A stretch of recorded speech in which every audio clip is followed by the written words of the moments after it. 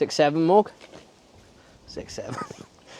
Okay, so for the first time ever, it feels like I'm actually doing this video and people are actually watching. So from Morgan and I, we just want to say thank you to everybody that's interacting with all of our content, because it's helped massively.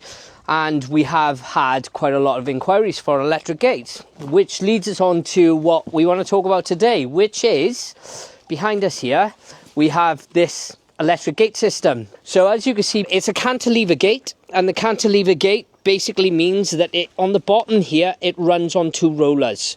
So Morgan, if you want to push the key fob, there we are, and then the gate will move. So with our electric gate system, you can see it doesn't move all that fast. The reason for that is the gate itself weighs about 250 kilos. So if that gate is moving with force and speed, it can do more damage than what it would moving at a slow speed. So we slow these gates down quite a lot so it doesn't cause damage. Then on top of that, other safety features we have are these things that are safety edges. So the moment this is depressed, the gate will stop operation, which basically means that if this gate hits anyone like this, it will stop and reverse, or it will just stop dead. In this instance, we've got it stopping dead. Then we have these things, which are photocells.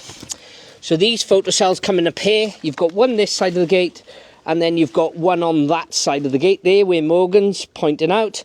And basically between the two, you have an infrared beam or an invisible beam. The moment that beam is broken, when the gate is closing, so Morgan's going to push that gate so it closes. There we are. So the moment I break the beam, that gate will stop and it will reverse back in motion. There we go. So what that does is, if you're driving your car through and you stop and you break it, that gate will then reverse. So that's one of the other safety features we got. On this particular gate, we have a photocell on the outside that reverses, and then we've got a pair of photocells on the inside.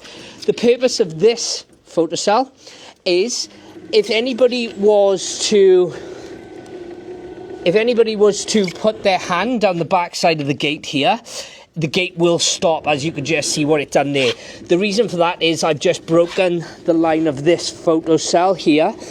What that does is, if anybody got their hand stuck down in on that gear down there, it means that the gate would reverse and release whatever it is. There is quite a lot of force to that pinion gear down in there.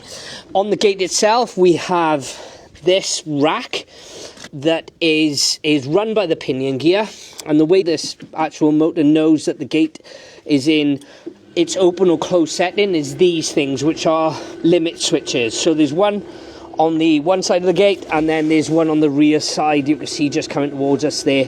That's how the motor knows it's done its full motion. This motor from BFT also comes with something called an encoder. Now the encoder is basically a PC that's built into the motor itself, and it monitors whether or not the motor is pushing too hard or pulling too hard at a particular time. So if somebody got their arm, say, stuck in the gate, then this motor would know and it would stop operation. So this is an incredibly safe system. We champion GateSafe. GateSafe has been brought forward to bring safety into these electric gates. It's something we champion at Ragnartech, which just means that we only ever use the best type of kit. In this case, it's BFT. So if you're looking for an electric gate, give us a shout at ragnartech.org. So from Morgan and me, thank you very much, and we'll see you soon.